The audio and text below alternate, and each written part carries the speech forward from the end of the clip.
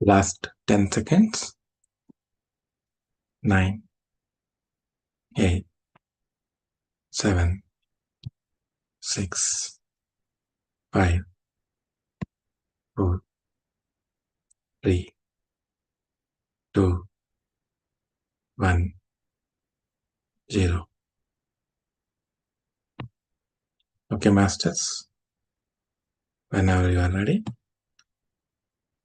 please open your hands and place on your eyes.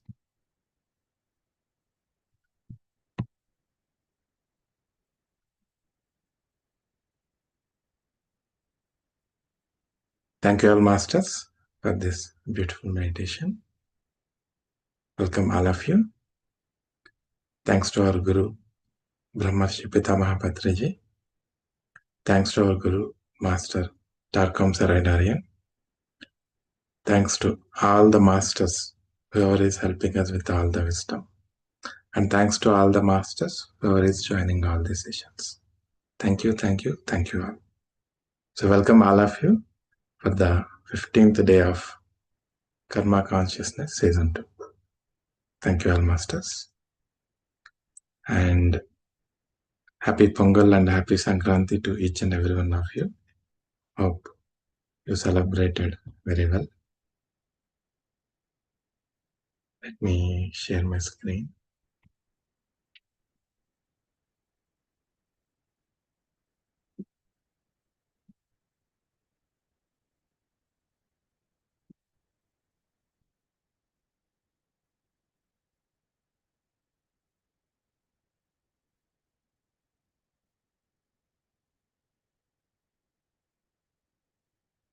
Yeah. Okay, masters. Let us learn more about karma today. So karma and choice.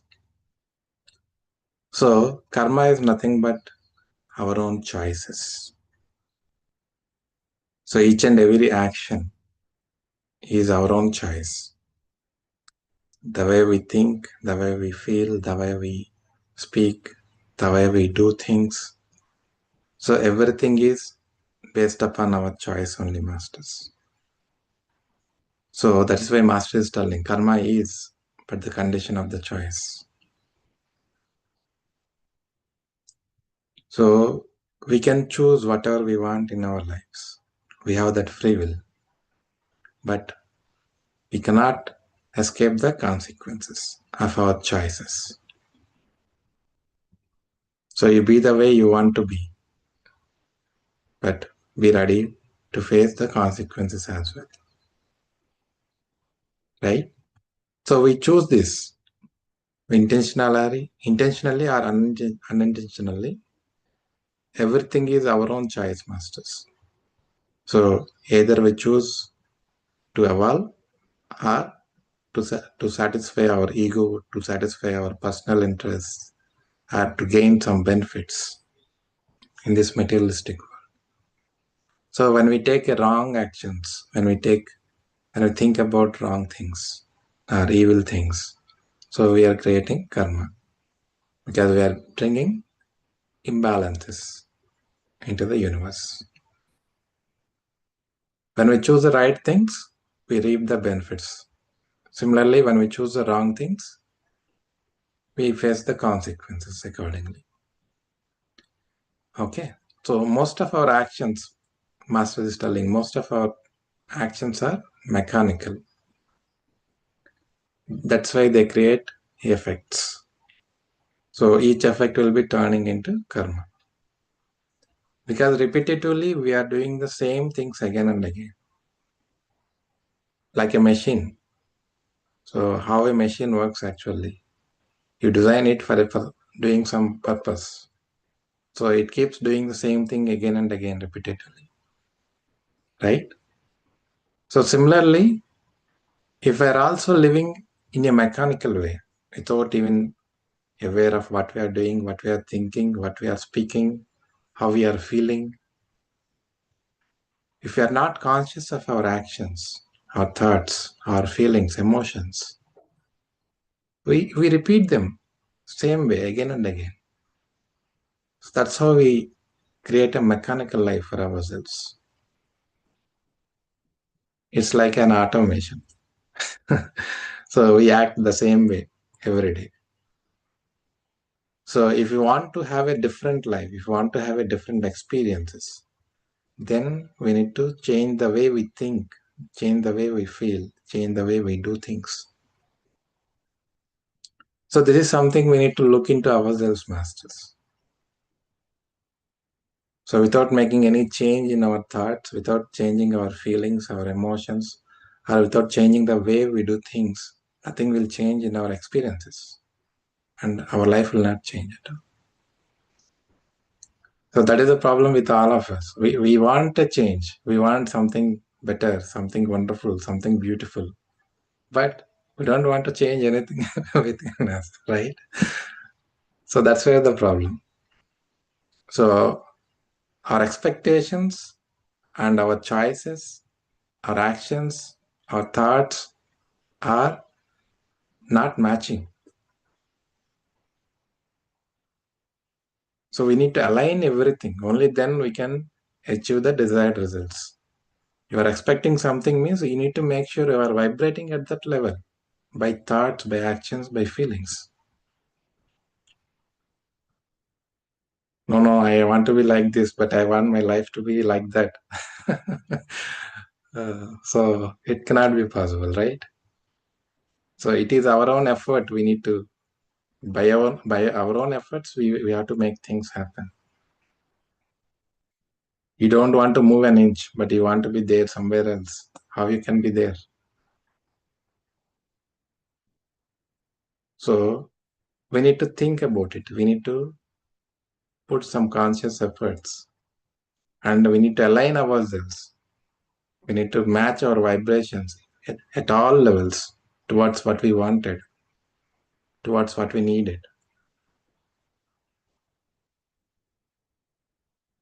right? And some people, Master is telling, some people also speak about actions that are forced upon us by obsession or possession. So then how come, because I am being possessed by something else, or I am obsessed with something else. Because of that, I couldn't resist that action. So I took some action, which is actually a wrong thing, or evil thing, or causing some disturbance to others. So how can it be a karma of mine? How can it be my choice? Because you have attracted such kind of conditions, such kind of environment by your actions, by your thoughts, by your feelings into your lives. So indirectly, it is your own choices that attracted those things, those negative things into your life. So you are being manipulated. So you are being obsessed. You are being possessed. So you never worked upon yourself to strengthen yourself. So you always move towards something that is weakening yourself so that everybody can take advantage of you. So that's why Master says nothing happens by accident. So whatever is happening in our lives, we are the responsible persons, either directly or indirectly. We may think we are indirectly being up. We are not responsible when somebody is possessing us. But that opportunity you gave. So indirectly we are responsible for it. And there is some another point as well. Some attacks we receive not because of our karma. So along with all the righteous things, righteous forces that are available in this universe, there are some dark forces which are all there, which are working against the light, against love, against the beauty. So when somebody is doing some great things and he's attaining and he's growing towards light and doing such a great things and making so much, bringing so much awareness and enlightenment to the people, then dark forces will try to attack them with something, with some challenges in one or the other way. So Master is telling, so when you are being attacked by dark forces, though you are in the right path and you are striving for a great cause, great purpose, so they will bring some challenges so that you will not be attained that light. You will not be attained the enlightenment, or you will not be succeeded in your path. So those are not because of karma, but because of dark forces. They work against the law. They work against the whole purpose. Dark energies. So all the fear, whatever we are talking about, all the worriness, all the stress.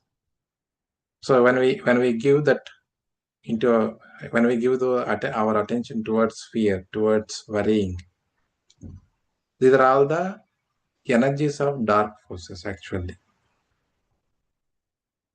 So people will be thrown into some difficult things so that they fear much about what they wanted to do.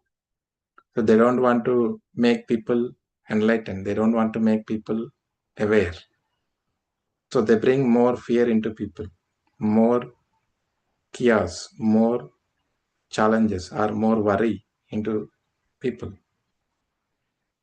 So when we are attacked by dark forces, then those will be taken care by the higher masters. But those will not become our karma. No, those are not because of our karma, his master is telling. And at the same time, again, we cannot say that, okay, I'm facing some challenge, so it is because of dark forces.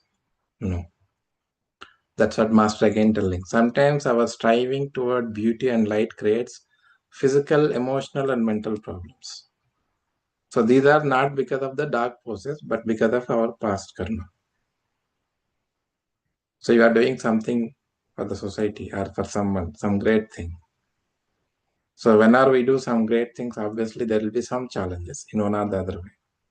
So we may have some physical problems, some mental issues, some emotional outburst. So all this because of our past as well. Okay, so we need to be in a position to understand which is because of dark forces, which is because of our past karma. Again, we'll be able to understand that only when we raise our awareness, when we raise our consciousness to certain level, to certain degree.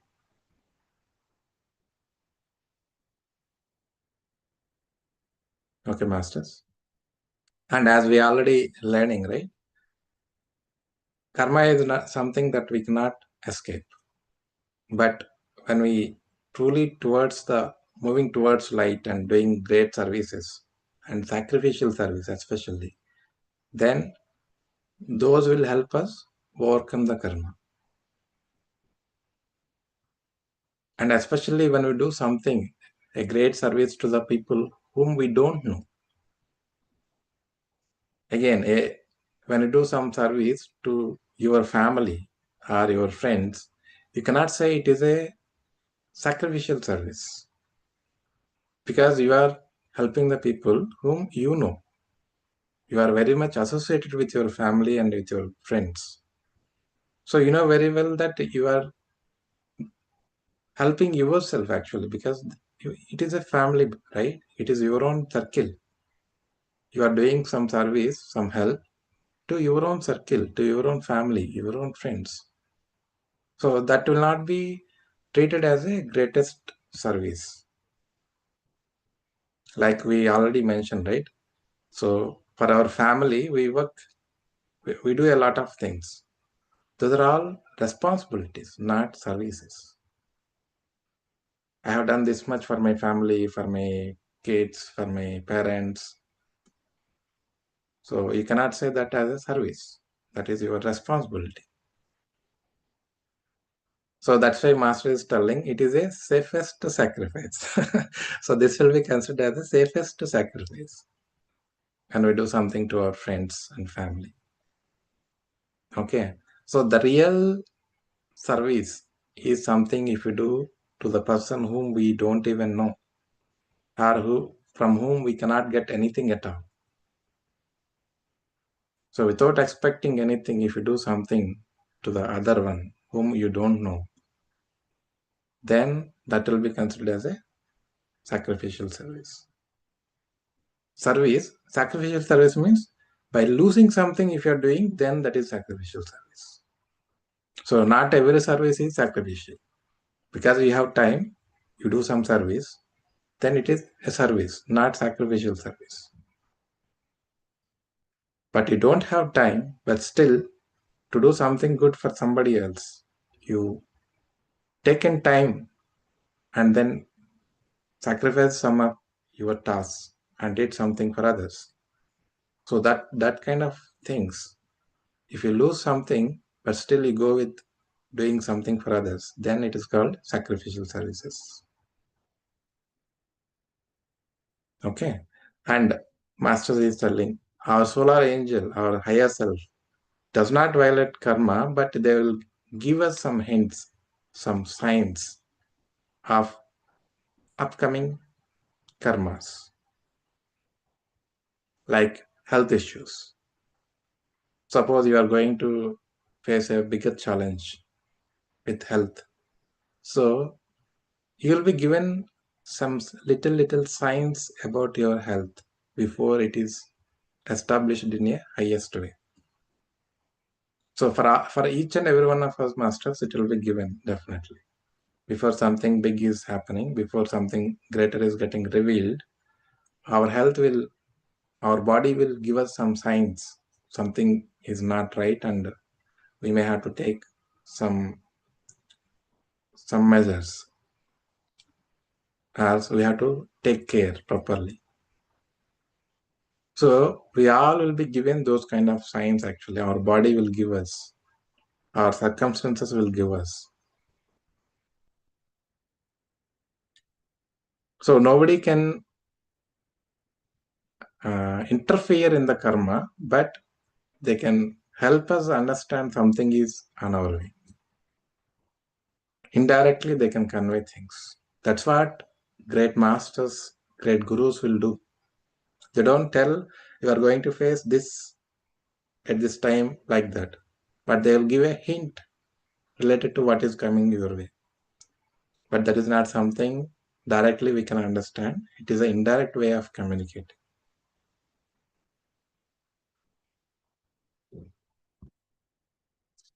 Okay. Yeah. So again, everyone cannot do this actually. Okay. Only a great gurus are disciples of gurus who are at the highest stage or at the advanced level. So they know things very well and they will communicate as much as needed without interfering with karma. Okay. At the same time, a true teacher teaches the ways and means of discovering wisdom and how to bloom. So always gurus will teach us how to gain wisdom and how to evolve in the path of spirituality and how to apply the spirituality into life. We think that life is different. This physical reality is different and the spiritual reality is different. No, both are same. When we know spirituality, we'll be able to live physical life properly. So both are not different, both are same. So the rest is left to the student. So everybody will give us a way to learn, to go, to travel. But it is the one who is traveling has to learn things and accumulate. And there is one more thing Master is telling. Whenever we create karma, it is under the law of dates that decides when karma will manifest. So we all know, right? If we do something, we are creating karma that will come back to us. So when it is going to come back to us, that nobody knows, right? So that's what Master is telling. It is under the law of dates which will decide when that karma has to manifest. So it can be after one lifetime, or it can be after 100 lifetimes, or it can be after a year, or it can be immediately, instantly. So that is something we cannot understand. That is not at our level of understanding, masters. So that is what master is telling. Sometimes karma is met 5 lives later, or is met in 3 months, or instantaneously. So to know the dates of manifestation of karma is beyond our ability, as it is entered into the computer which processes the group, national, global, cosmic karma.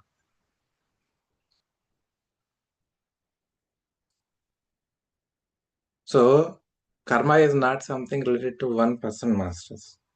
Okay. We all know, right? We all learned so many things. We have our own karma, we have a family karma, group karma, all different karmas we have, right?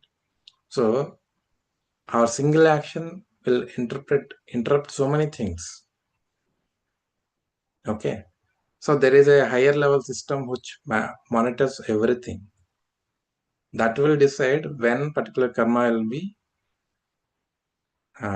coming back to us, depending upon all the calculations. So it will monitor all the group karma, national karma, global karma, and cosmic karma also, masters. So we think that we are already learned in our sessions. It's not that once we attain all the lessons that we learned in this earth. So that is the end of learning here on the plane earth. Then we will leave the planet earth. But that is not the end. That is the beginning to something else. So whatever we are learning here is in this school, in the earth school. So once we attain this degree, we go to the next school. So there is much more coming, masters. Whenever that comes, we will discuss about that. So there is much more. So master is telling the same thing only.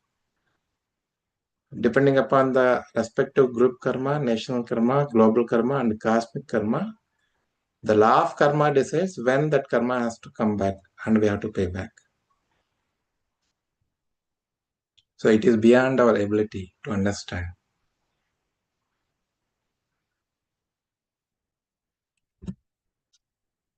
Yeah. So master is telling in a different way here. We must consider our karma as a chemical compound. So here chemical compound means, what is that chemical compound? Is nothing but heroic actions, sacrifices, devotion, great services, striving towards beauty, exhibiting compassion, choosing love, being kind. So all these righteous things, all the beautiful things we need to cling on to. We need to exhibit. We need to cultivate in our lives. So whatever might be the situation, whatever might be the persons we are coming across, however difficult they might be, however challenging they might be, we always need to choose love, compassion, kindness, peace. So these are the chemical compounding chemicals that we need to cultivate within ourselves. So then the karma equation changes. And master is telling human soul is immortal only if he is one with the intuition. We all hear this word immortal, right? So when we can become immortal? Only when we can awake our intuition levels. Only when we reach that intuition level and when we awaken our intuition to a certain degree, certain level of understanding, then we can become immortal. And master is telling, when a soul is in the mental plane, fuses with the buddhic substance, it radiates a light which is called Taijasi in Sanskrit. So in mental plane also, when we awakened to certain extent, where we exhibit some kind of Buddhic nature, Buddha nature, but not Buddha completely. Okay, part of it. Then we will illuminate ourselves with a greater light. But we are not there yet. Okay, we cannot say that we are in the beingness. We still have to work upon ourselves to become a complete Buddha.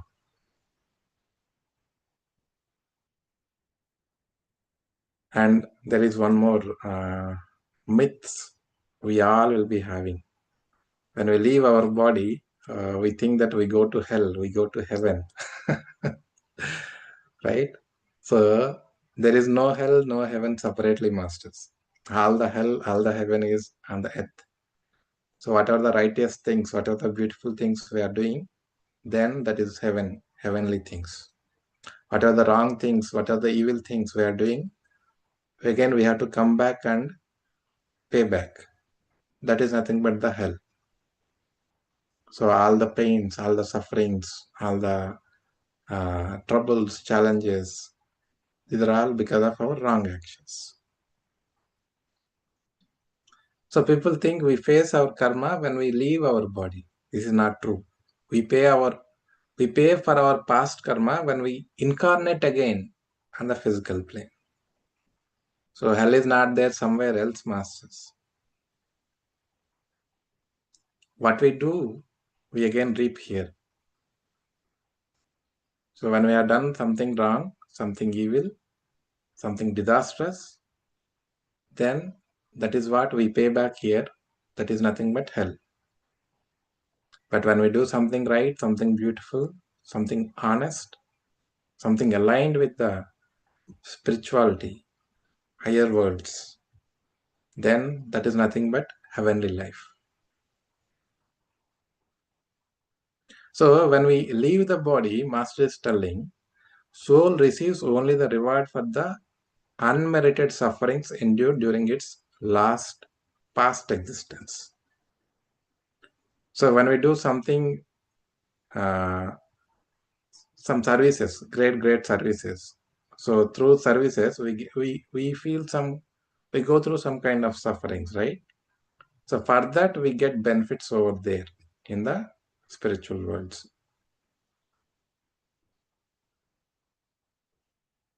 But if the particular person has nothing, no leave about services, is not in the righteous path.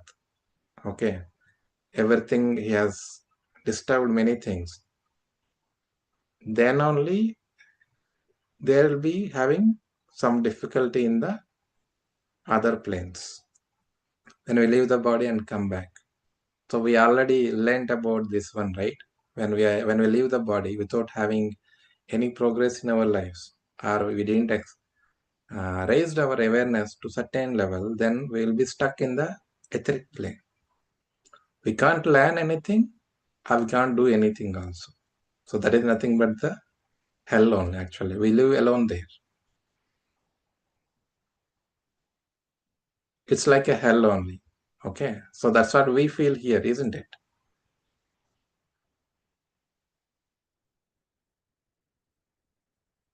So apart from that, there is no heaven, no hell, masters, anywhere. Whatever is there on this planet Earth only we have. So that we have to understand.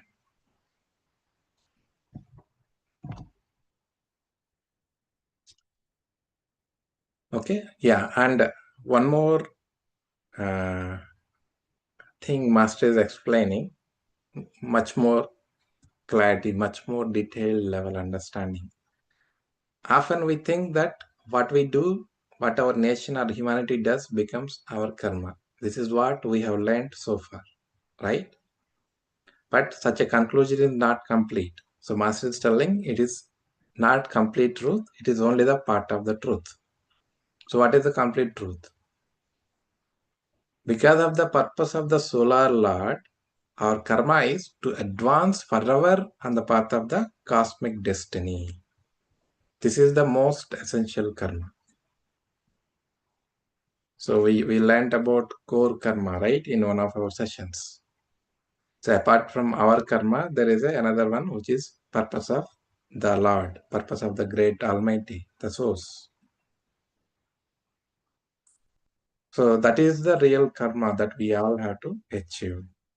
So what is that is? Moving towards cosmic destiny. We are on the planet Earth Masters. So we are on the planetary destiny. So Master is talking about cosmic destiny. So we will discuss about this further in detail in some other sessions, in the coming sessions. For now, just remember this point. So our journey is towards that cosmic destiny. So don't think that our destiny ends at any particular state. It is a continuous evolution. It never ever ends. So that's why great sage says, Master is telling, great sage says, eternal, indefatigable is the labor of ascent. This is the eternal motion. This eternal motion is your karma. So it is a never ending journey for all of us, masters. So we have to persistently work, persistently, continuously, tirelessly. We should work on upon ourselves and for the whole until we become that, the source, the Almighty. And then we become co-creators.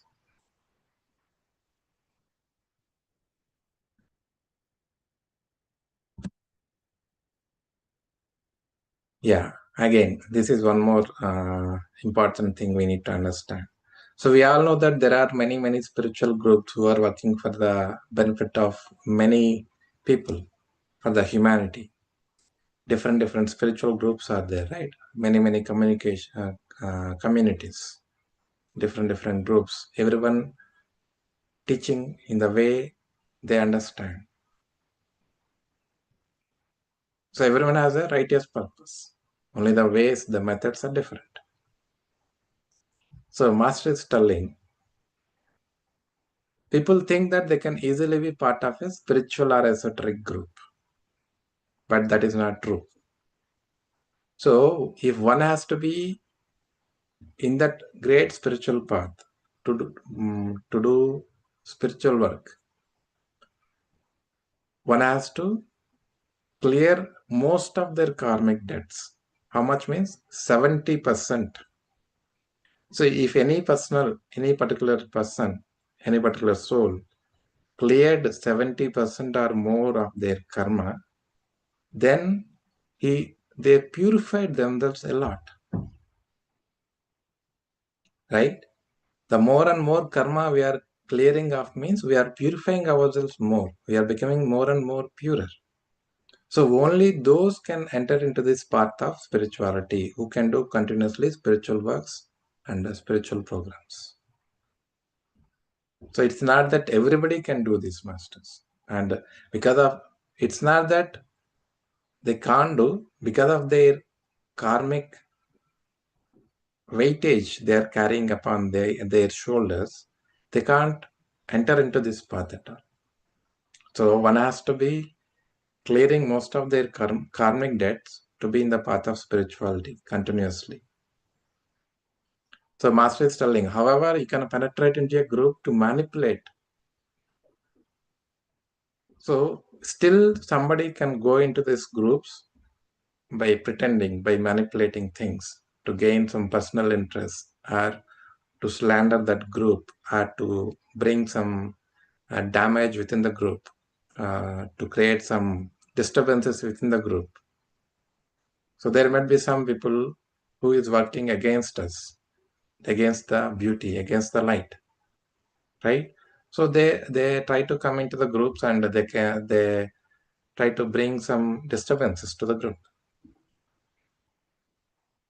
But eventually they will be thrown out of the groups.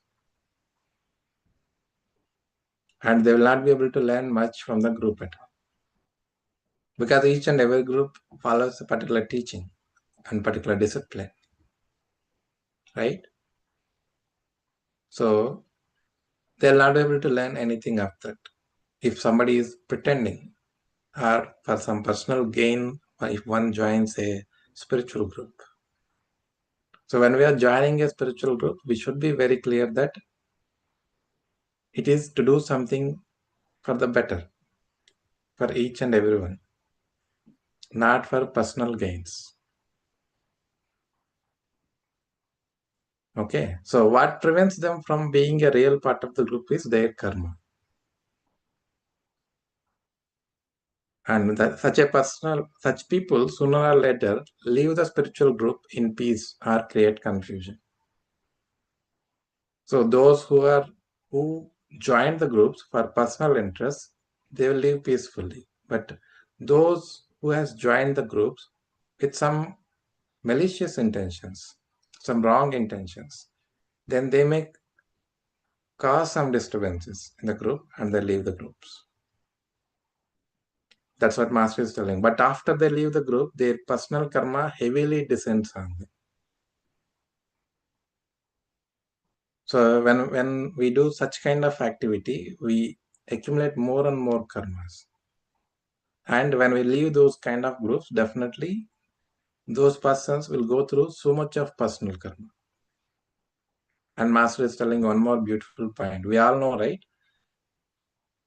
When you do meditation separately, we will be having certain kind of energies. Whereas when we do in a group, the energies will be more because it is the group consciousness. So each and everyone will get benefited from the group consciousness. The similar concept here as well. When a spiritual group is there, so they share the karma of all the groups, all the people in that group. So that's what Master is telling. Group members ease the karma of each member by sharing it. So that is also one more advantage, Masters. So it's not that only meditation, by doing meditation together, we gain more energies. Even our karma will be eased out because we'll be having that group consciousness, group energy. So when you are facing a challenge yourself, you may face some tough challenge. But when you have a group energy along with you, you can feel little bit eased, little bit comfortable, little bit courageous, right? So that's what Master is telling. So when we leave these spiritual groups, those who is actually who joined the groups with wrong intentions. So when they leave the group, that is what happens to them because they already accumulated so much karma, and now when they come out of the group, that group energy will be missing. Okay, then he has to face everything all alone. So that's why it is very, very important. Without having righteous intentions, without having a righteous purpose, we should not be entering into spiritual groups. Or first of all, we cannot enter into spiritual groups. That's what Master is telling. If one has to be committed, one has to be joining any spiritual group with it, then they should be attained some certain level of awareness, certain level of understanding, intelligence, purity of heart, and willingness to commit and sacrifice. So only these people can survive in the spiritual groups because it demands more from you. Because each spiritual group has some purpose. They have some motive, some great cause behind that particular group. So if you are joining the group, you should be committed and you should work towards that common goal, not for your own personal growth. When you work towards for a common goal, automatically you also evolve along with everyone. Okay? So that's what Master finally telling. One must release himself from his own karma to a high percentage to be able to participate in a group service and group striving. Okay, Masters. Yeah, we'll pass the session here. today. We will continue tomorrow. Thank you all, masters. Hope you are able to follow. Thank you all. If anyone have anything to share or anything if you want to ask, you can ask, masters. Thank you all.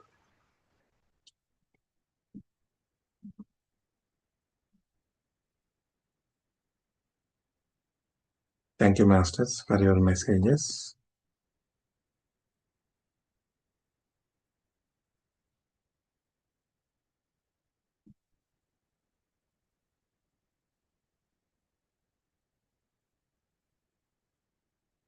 Okay, masters, if nothing from anyone, yeah. Thank you all for your messages. Okay, masters. Thank you. Saying that, hello. I say that joining the group, this gives us the time, particular time and discipline to join, like, 8:45, I'm getting ready to do this. And with the group, because I see other people also, that gives me commitment as well to see them and getting it together, doing, and every day learning a bit of the, things and learning good things. So group from group, and get encouragement from other people to speak as well. Yeah. Otherwise, I won't, speak. So slowly that. Yeah. And saying no, like, if I'm 9:00, like I sometime with the friends or the family, I say, someone say, oh, I can't say no to my family, my children, or somebody that I'm doing this. I will be, no. If they do, children do their own thing, or my neighbor do their own thing, they say no to me. Mom, I'm busy or so. So when I'm busy, I'm doing my meditation. I'll say, son, I'm doing that. I'm busy. I'll talk to you tomorrow or something like that. I can say it politely. I don't have to be rude. So thank you very much. This is giving me so much discipline in the doing this meditation. And thank you from bottom of my heart. I bless you. You're doing the very nice thing. Thank you. Thank you. And thank you to very much, everyone, madam. to please everyone join on time, and Yeah. it's for your own benefit. Yes. Thank you. Thank you very much, madam. We're all thankful to Master Tarkam Saradaran, definitely.